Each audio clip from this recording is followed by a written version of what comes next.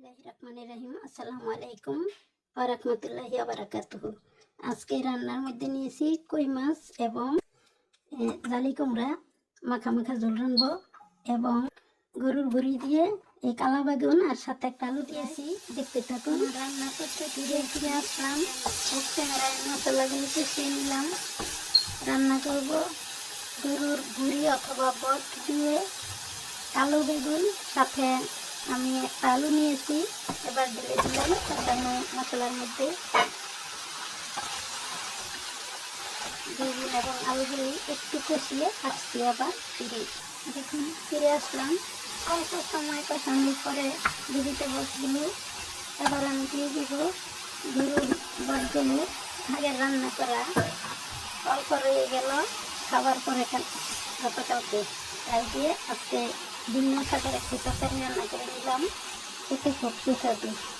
দেখতে থাকুন। খুব মশলায় আমি এখন অল্প গরম করে রাখা পানি দিয়ে দিব, অল্প দেব জাস্ট আলু আর বেগুনটা সিদ্ধ হওয়ার জন্য। দেখুন এখন আমি ভালো মতো কষিয়ে নিব। সাথে থাকুন, দেখতে থাকুন। আমাদের জন্য দোয়া করবেন।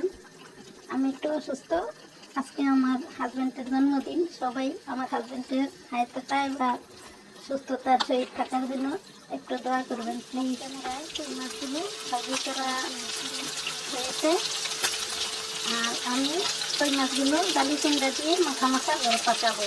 এদিক দিয়ে এই যে তাই হয়ে গেল গরুর ভুঁড়ি, কালো বেগুন এবং সাথে একটা আলু দিয়েছি। এটা আর কিছুক্ষণ জাল করে নেব এবং দেখুন ভাতটাও আমি রান্না করে নিলাম। কালি জিরা তেলের আজকে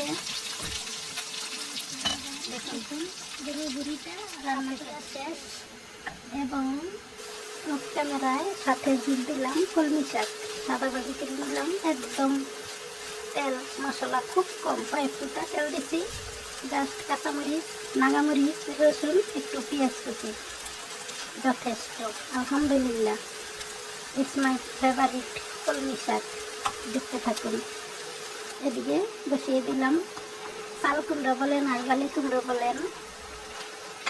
দেখুন কষিয়ে নিলাম, সাথে থাকুন। ফিরে আসছি আবার। আমি কষিয়ে অল্প পরিমাণ ঝোল দিয়েছি, মাখা মাখা ঝোল রাখবো, কিন্তু খুবই কম তেল ব্যবহার করেছি, মশলা ব্যবহার কম করেছি। আমি টমেটো দিচ্ছি, তাই কালারটা এরকম দেখাচ্ছে।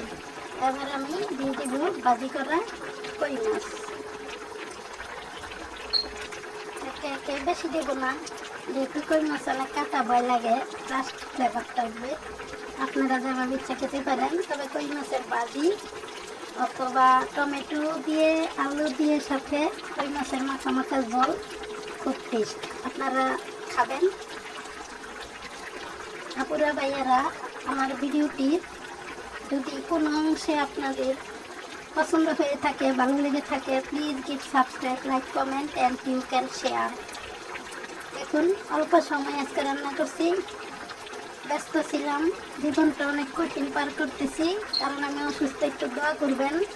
আমিও আপনাদের জন্য আল্লাহর কাছে দোয়া করি, আল্লাহ সারা পৃথিবীর মানুষকে ভালো রাখুন, সুস্থ রাখুন।